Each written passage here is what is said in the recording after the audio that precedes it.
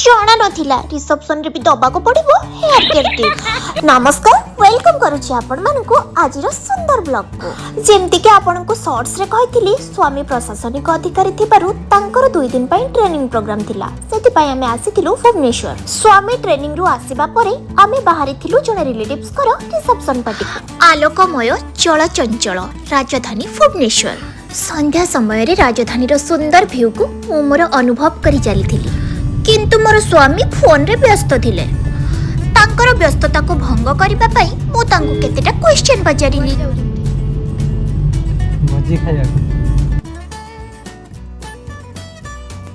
भोजी खाइबारो मने पड़िला, आज तो हमको बहुत सारा अनहेल्दी खाइबा को पड़े। हां तीन अधे खाइले चलिबो, बाकी जदि आपण सबुदिन ऑयली के जंक फूड खाउचंती ताहले ताको निहाती अवॉइड करंतु।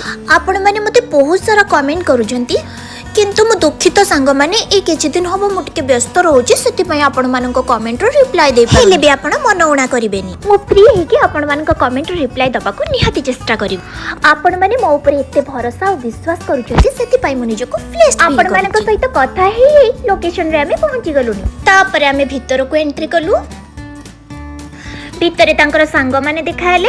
प्रथमे आमे जाय कि ब्राइड ग्रूम सहित किछिटा फोटो उठेलु, तापर तांकर सांग मानक सहित किछि फोटो उठेलु, निजे भी किछि फोटो शूट करलु। सेठी समस्त मते मोर हेयर केयर टिप्स पचारुथिलु। गोटे कथा जानंती सांग माने मोर रिसेप्शन जिबा पूर्व दिन हेयर रे गोटे कंडीशनर निजे तयारी करके लगेइथि। मार्केट रे मिलुथिबा कंडीशनर आम हेयर पई जमा भी भलो नुए, कारण सेथिरे बहुत सारा केमिकल्स थाए जोटा आम चुट्टी को डल आउट डैमेज कर दिए। सेति पई मु निजे तयारी करथिली कंडीशनर जोटा कि मो चुट्टी को पूरा हेल्दी सिल्की और शाइनी देखौतला। आसंतु देखिबा तार प्रिपरेशन। प्रथमे मु बाड़ी रो किछि मंदार फूल और किछि मंदार पत्र तोळे नेथिली, तापरे किछि भोरसंग पत्र नेली, तापरे सब इंग्रेडिएंट को मु भलो भाबरे टिके धोई नेली।